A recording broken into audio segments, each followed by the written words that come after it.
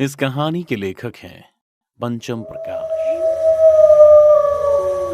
पूर्णमासी की रात और जंगल में हर तरफ बस अंधेरा ही अंधेरा। भेड़ियों का गुर्राना इतना तेज है कि मानो आज किसी की मौत सामने ही आने वाली है। हाईवे से लगे इस जंगल के अंदर एक छोटी सी बस्ती है जो दुनिया के दिखावे वाले सुख सुविधा से दूर जंगल के अंदर ही प्राकृतिक तरीकों से अपना गुजर बसर करते हैं, जिसे जान दुनिया वाले उनका पिछड़ा हुआ वर्ग मानते हैं। पर सरकार यही चाहती है कि आज की दुनिया को वो स्वीकारें और जंगल का छोड़ बाकी देशवासियों की तरह ही रहें, जिसके लिए वो उनसे जाकर जंगल में भी मिलते हैं।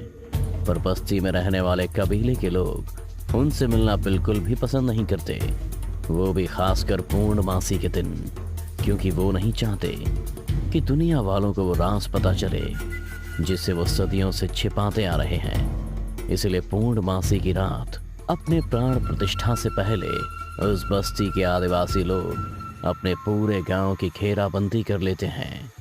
पर सरकार के द्वारा उनके पीछे लगाए गए एजेंसी की उन पर पूरी नजर रहती है, और खासकर पूर्णमासी के दिन, क्योंकि ये पता लगाना चाहिए कि आखिर वो ऐसा क्यों करते हैं। पूर्णमासी की रात विक्रम के साथ उनके 2 और टीममेट कई रातों से जंगल में पूर्णमासी का इंतजार कर रहे हैं, ताकि वो भी उन आदिवासी पर खास दिन में उनके साथ शामिल हो सकें।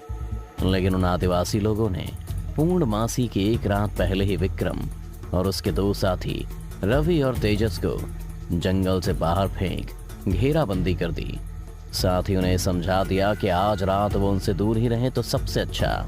रवि और तेजस उनके ऐसे रवैये पर आग बबूला हो उठे थे और सरकार की धमकी भी देने लगे, पर विक्रम के एक इशारे पर वो दोनों शांत हो गए।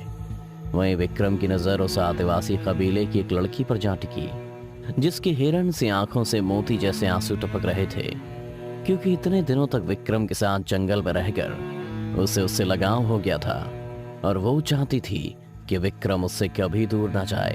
पर अपनी परंपरा को मानते हुए और कबीले का राज छिपाते हुए उसे विक्रम को अलविदा कहना ही पड़ा। उसके जाने के बाद रवि तिल मिलाकर बोला, विक्रम सर, आखिर क्या फायदा हुआ उन जंगलियों के साथ इतने दिन गुजारने का, जब उस दिन हमें बाहर कर दिया गया जिसकी हमें आस है। घबराओ नहीं रवि, सच्चाई बाहर लाकर रहूंगा मैं। पर कैसे सर, वो तो हमें घुसने नहीं देंगे। तुम चिंता मत करो, मैंने अंदर जाने के लिए खुफिया रास्ते के बारे में पता कर लिया है, लेकिन अंदर सिर्फ मैं जाऊंगा, तुम दोनों मेरा इंतजार करोगे वहीं। विक्रम सारी बातें अपने साथियों को समझाकर जंगल की दूसरी तरफ बनी एक गुफा के पास पहुंच गया, जो उस आदिवासी लोगों की बस्ती कही जाती है। इधर दोपहर के धूप पर शाम का सुरूर चढ़ने को बेकरार ही था। कितने में विक्रम मशाल जलाते हुए गुफा के अंदर अपने पता लगाए रास्ते की ओर निकल पड़ा, और जब तक वो दूसरी तरफ गांव में निकला तब तक बेकरार शाम रात में बदलने को तैयार हो चुकी थी, साथ ही पूर्णमासी का चांद भी। विक्रम चोरी छुपे उनके गांव में घुस गया, लेकिन उनकी बस्ती पूरी तरह से खाली थी। हर घर में सन्नाटा ऐसे पसरा था जैसे वहां कोई रहता ही ना हो। तभी विक्रम के कंधे पर किसी ने पीछे से हाथ रखा, जिसके बाद डर के मारे उसकी सांसें अटक गईं, क्योंकि उसे ऐसा लगा कि वह पकड़ा गया, जिसका मतलब शायद उसकी मौत भी हो सकती थी। पर जैसे ही वो पीछे मुड़ा, माथे की चिंता की लकीर मिट गई और वो बोला, तुमने तो मुझे डरा ही दिया था। डरना तो पड़ेगा, क्योंकि मेरे अलावा किसी ने भी तुम्हें यहाँ देखा तो तुम्हारी मौत तय है, और जो तुम देखना चाहते हो अभी कुछ देर में तुम्हें पता चल जाएगा। पर किसी ऐसी जगह में छुपकर देखना जहाँ मैं भी तुम्हें ना देख पाऊँ। लीला के इतना कहते ही पीछे जंगल से जोर से किसी भोंपू और नगाड़े के बजने की आवाज आई, जो एक ही राग में बज रहे थे। आवाज कहाँ से आ रही है देखने के लिए विक्रम पीछे मुड़ा तो उसने पाया कि जंगल में दूर कहीं आग की लपटें उठ रही हैं। फिर कुछ पूछने के लिए जैसे ही वापस लीला की तरफ घूमा तो वो वहाँ थी नहीं। विक्रम समझ गया कि आगे का सफर उसे खुद पूरा करना है। नगाड़े की आवाज सुनते सुनते विक्रम वहां तक पहुंच चुका था जहां पूरे कबीले के लोग इकट्ठा हुए थे। वो दूर झाड़ियों के पीछे से ही सब कुछ देखने और सुनने लगा था।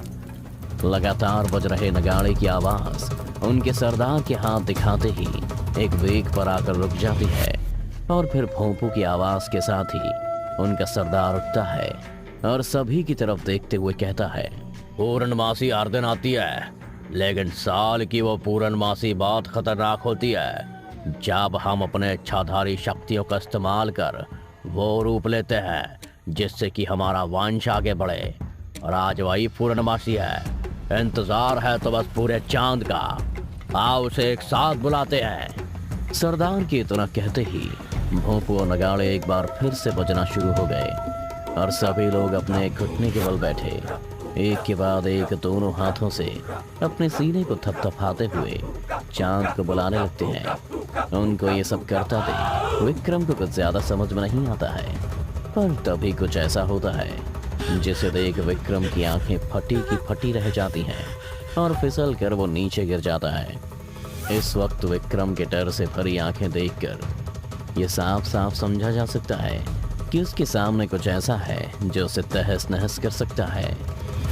विक्रम अपनी जान बचाकर ऐसे भागता है जैसे अगर वो आज नहीं भागा तो फिर कभी नहीं भाग पाएगा। इसीलिए वो गिरने पड़ने के बावजूद भी बस जान बचाकर भागे ही जा रहा था। उसके पीछे से ऐसी आवाज आ रही थी जैसे कोई झुंड उसके पीछे पड़ा हो, पर वो अपनी जान बचाकर उस गुफा तक पहुंच ही जाता है जहां से वो आया था।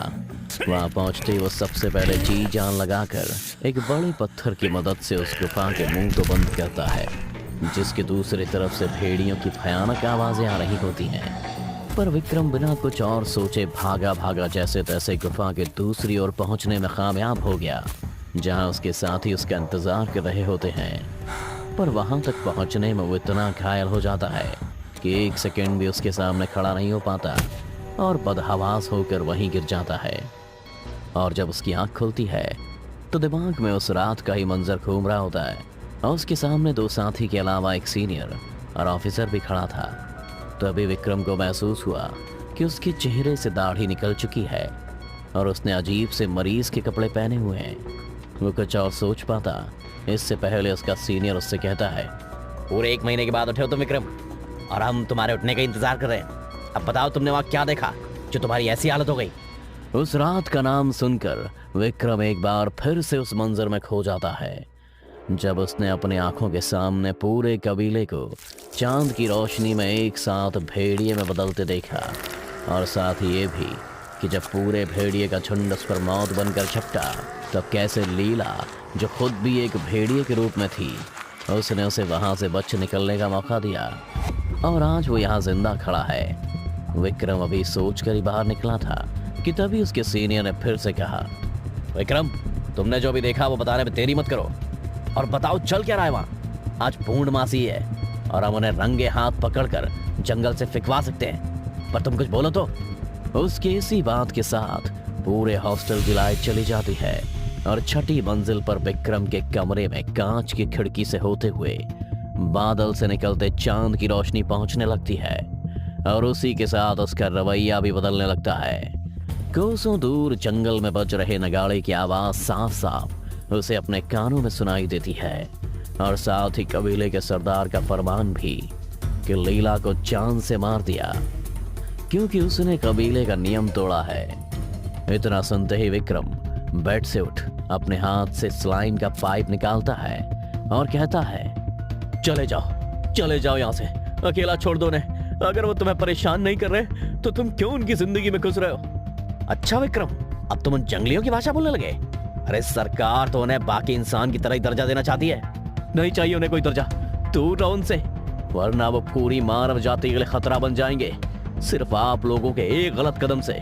सिक्योरिटी, विक्रम को कस्टडी में ले लो और अब मैं पर्सनली देखता हूँ कैसे बचते हैं वो जंगली। अरे उनको साफ करने के लिए पूरी फोर्स लगा दूंगा। अरबों की जमीन दबा के बैठे वो लोग, ऐसे थोड़े ही जाने दूंगा। विक्रम के बार बार मना करने पर भी उसका सीनियर उसकी बात नहीं सुनता है और वहां से निकल जाता है और सिक्योरिटी विक्रम की तरफ बढ़ने लगती है। तभी विक्रम खिड़की से बाहर चांद को देखते हुए घुटने के बल अपने सीने को थपथपाता है और देखते ही देखते उसका शरीर एक खूंखार नर भेड़िए का रूप ले लेता है। विक्रम को भेड़िए में बदलता देख सिक्योरिटी का भी दिमाग घूम जाता है, या यूं कहिए कि उसकी हालत पस्त हो जाती है। इसीलिए वो अपनी बंदूक निकाल लेते हैं, पर उनका यह पैंतरा विक्रम पर काम नहीं करता। तभी भेड़िए में बदल चुका विक्रम अपने दोनों हाथों से उन्हें उठाकर खिड़की के बाहर फेंक देता है और खुद भी बाहर निकलकर हॉस्पिटल की बिल्डिंग पर ऐसे चलने लगता है और फिर तेज रफ्तार में जंगल की तरफ निकल जाता है।